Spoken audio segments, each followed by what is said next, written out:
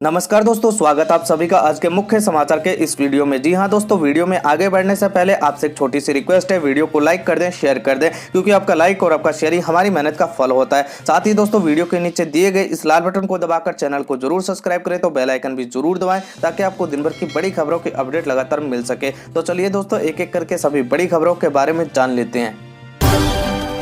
Lockdown 2 के ज्यादा सख्त नियम, सड़क पर थूकने पर दंड, जुर्माना, नहीं होगी शराब और गुटखे की बिक्री। जी हां दोस्तों, आपको बता दें कि महामारी कोरोना वायरस से लड़ने के लिए लॉकडाउन 2 लागू किया गया है। दूसरे लॉकडाउन के लिए नए नियम भी बनाए गए हैं। नियम और भी ज्यादा सख्त किए जा रहे हैं। बुधवार को गृह मंत्रालय ने लॉकडाउन 2 से जुड़ी गाइडलाइन जारी की, जिसमें कोविड-19 के खतरे को देखते हुए कुछ दिशा निर्देश दिए गए हैं। जैसे सार्वजनिक स्थान पर मास्क पहनना जरूरी कर दिया है, थूकने पर दंड व जुर्माना लगाने का प्रावधान भी रखा गया है। लॉकडाउन 2 में सरकार की तरफ से सख्ती और भी बढ़ाई जा सकती है। फिलहाल 20 अप्रैल तक मॉनिटरिंग की जा रही है। जी हाँ दोस्तों, इसी के साथ ही आपको बता दें कि केंद्रीय गृह मंत्रालय की गाइडलाइन के मुताबिक दफ्तर और सार्वजनिक स्थानों पर मास्क पहनना और चेहरे को ढकना अनिवार्य किया गया है। किसी भी सार्वजनिक स्थान पर 5 से ज्यादा लोग एकत्रित नहीं हो सकते। क्षेत्रीय प्रशासन की जिम्मेदारी होगी कि इसे सख्ती से लागू करवाया जाए। नियम न मानने वालों पर भी सख्ती से कार्रवाई की जा सकती है। सार्वजनिक क्षेत्र में थूकना दंडनीय होगा और इस पर भारी भरकम जुर्माना भी लगाया जा सकता है।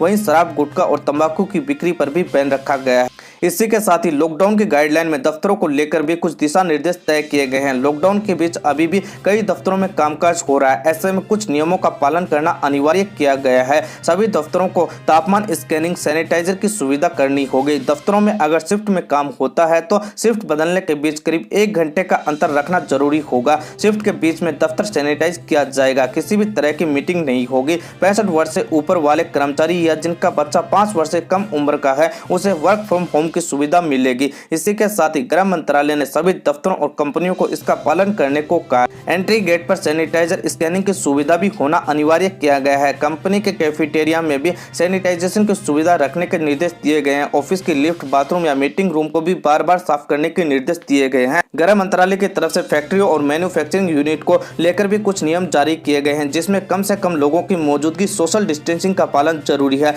कंपनियों को सभी कर्मचारियों का मेडिकल इंश्योरेंस भी करवाना होगा। जी हाँ दोस्तों, मोदी सरकार ने जो है लॉकडाउन 2 के लिए गाइडलाइन जारी कर दी है, जिसमें यदि आप सड़क पर या सार्वजनिक स्थान पर थूकते हुए पाए जाते हैं तो आप पर भारी भरकम जुर्माना लगाया जा सकता है। साथ ही शराब, गुटखा और बीड़ी सिगरेट की बिक्री पर भी पूर्ण रूप से रोक लगाई गई है। स्वास्थ्य मोटर बीमा पॉलिसी रिन्यू करने के लिए मिला अतिरिक्त समय, 15 मई तक कर सकते हैं भुगतान। जी हां दोस्तों, आपको बता दें कि लॉकडाउन के बीच वित्त मंत्री निर्मला सीतारमण ने स्वास्थ्य और मोटर बीमा पॉलिसी धारकों को बड़ी राहत दी है। वो पॉलिसी धारक जिनके स्वास्थ्य और मोटर बीमा पॉलिसी लॉकडाउन के कारण रिन्यू नहीं हो पाई थी, सरकार ने उन्हें पॉलिसी रिन्यू करवाने के लिए 15 मई 2020 या उससे पहले भुगतान की अनुमति दी है। जी हाँ दोस्तों, आपको बता दें कि वित्त मंत्रालय ने इसके लिए एक नोटिफिकेशन जारी कर दिया है। दरअसल कोरोना वायरस को फैलने से रोकने के लिए देश भर में लॉकडाउन की अवधि को 15 अप्रैल से बढ़ाकर 3 मई तक के लिए कर दिया गया है। ऐसे में लोगों को होने वाली परेशानियों के मद्देनजर सरकार ने वाहन बीमा, स्वास्थ्य बीमा के प्रीमियम का भुगतान करने की तारीखें भी बढ़ा दी हैं, जिससे लाखों लोगों को सीधा फायदा मिलेगा। कोरोना से जंग, स्वास्थ्य मंत्रालय ने बताई रणनीति, 3 जोन में बांटे जाएंगे देश भर के जिले। जी हां दोस्तों, आपको बता दें कि केंद्र सरकार ने कहा है कि देश में कोरोना के मामलों की गंभीरता के मुताबिक देश भर के जिलों को हॉटस्पॉट, गैर हॉटस्पॉट और ग्रीन जोन जैसी 3 श्रेणियों में बांटा जाएगा। स्वास्थ्य मंत्रालय के संयुक्त सचिव लव अग्रवाल ने ये जानकारी देते हुए कहा कि हॉटस्पॉट वे जिले होंगे जहाँ ज्यादा मामले आ रहे हैं या बीमारी बढ़ने की दर सबसे ज्यादा है। इसी के साथ ही जिन इलाकों में इक्का दुक्का मामला सामने आया है, उन्हें गैर हॉटस्पॉट वाली श्रेणी में रखा जाएगा। जहां अब तक एक भी केस नहीं सामने आया है, उन्हें ग्रीन जोन की श्रेणी में रखा जाएगा। बता दें कि मंत्रालयों ने इस संबंध में राज्यों के मुख्य सचिवों को एक पत्र भी लिखा है। जी हां दोस्तों, आपको बता दें कि केंद्रीय स्वास्थ्य मंत्रालय ने राज्यों के मुख्य सचिवों को लिखे पत्र में कहा है कि देश में कोरोना वायरस के 207 जिले रेड हॉटस्पॉट के तौर पर चिन्हित किए गए हैं। केंद्रीय स्वास्थ्य सचिव ने सभी राज्यों के मुख्य सचिवों को 28 दिन के अंदर रेड अलर्ट वाले जिलों को ग्रीन अलर्ट में बदलने के निर्देश भी दिए हैं। साथ ही इन मामलों में केंद्र ने कड़ाई से नियमों का पालन करने के लिए भी कहा है। बता दें कि मध्य प्रदेश के इंदौर, भोपाल, उज्जैन, होशंगाबाद जिले रेड जोन हॉटस्पॉट में शामिल हैं। लव अग्रवाल ने कहा कि जो जिले अब तक कोरोना वायरस से अछूते हैं, उन जिलों को संक्रमण से दूर रखने की कोशिश की जा रही है। किसी एक जिले की गलती से पूरा देश चूक सकता है। उन्होंने कहा है कि देश भर में 170 जिले हॉटस्पॉट घोषित किए गए हैं, जबकि गैर हॉटस्पॉट वाले जिले 207 हैं, जहां कोरोना के मामले तो कम है मगर वहां संक्रमण का खतरा ज्यादा है। इन जिलों में पूरी कोशिश होगी कि ये हॉटस्पॉट की श्रेणी में शामिल न हो पाए तथा इन दोनों वर्गों के जिलों में कंटेनमेंट और बफर जोन प्रबंधन लागू होगा। वहीं बाकी जिलों में एक भी मरीज न मिलने के चलते वहां थोड़ी बहुत रियायत दी जा सकती है, लेकिन जिला प्रशासक के स्तर पर किसी भी प्रकार की चूक नहीं होनी चाहिए। जी हाँ दोस्तों, पूरे देश को जो है 3 जोन में बांटा जा रहा है। सभी जिलों को 3 जोन के हिसाब से बांटा जा रहा है, हॉटस्पॉट, गैर हॉटस्पॉट और ग्रीन जोन, जहां पर अलग अलग तरह के नियम लागू होंगे, जहां पर अलग अलग तरह की सुव्यवस्थाएं लागू की जाएंगी।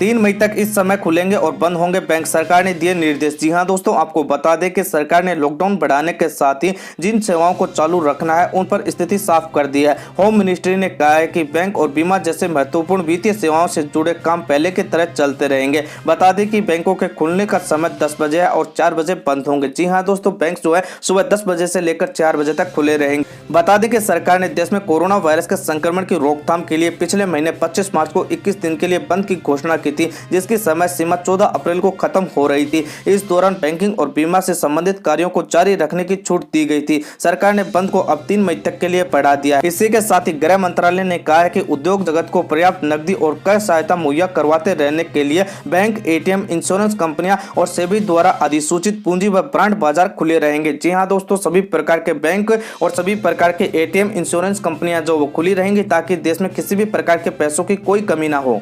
वीडियो में आगे बढ़ने से पहले दोस्तों आपसे एक छोटी सी रिक्वेस्ट है, वीडियो को लाइक कर दे, शेयर कर दे, क्योंकि आपका लाइक और आपका शेयर ही हमारी मेहनत का फल होता है। साथ ही दोस्तों आपके लिए आज का सवाल, जी हाँ दोस्तों, आपके लिए आज का सवाल है कि प्रधानमंत्री नरेंद्र मोदी का पूरा नाम क्या है। जी हाँ दोस्तों, नरेंद्र मोदी का पूरा नाम क्या है, फटाफट से आप अपना जवाब कमेंट बॉक्स में दीजिए। सही जवाब देने वाले को हमारी टीम की तरफ से एक अमेजिंग और सरप्राइज गिफ्ट दिया जाएगा।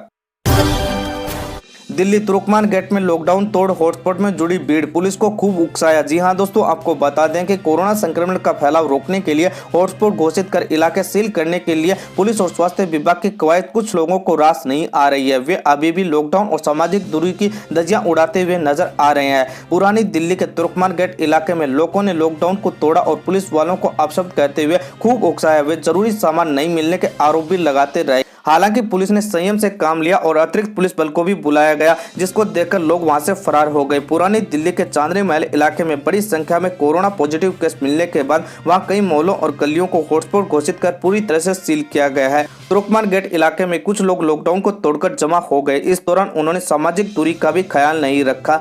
आरोप है कि इन लोगों ने पुलिस कर्मियों को अपशब्द भी कहे थे। मामला बढ़ते देख अधिकारियों ने अतिरिक्त फोर्स बुलवाई और यह देखकर हंगामा करने वाले लोग गायब हो गए। जी हाँ दोस्तों, हमारी पुलिस जो है काफी मेहनत कर रही है, लेकिन काफी ऐसे लोग हैं जो इन्हें अपशब्द कह रहे हैं। हमें इन्हें अपशब्द नहीं कहना चाहिए। हमारी स्वास्थ्य टीम, हमारे जितने भी कोरोना वायरस के लिए लड़ाई लड़ रहे हैं, जितने भी लोग बाहर हैं, जितने भी पुलिस है कर्मचारी हैं, सफाई कर्मचारी हैं, हमें उन सभी का सम्मान करना चाहिए।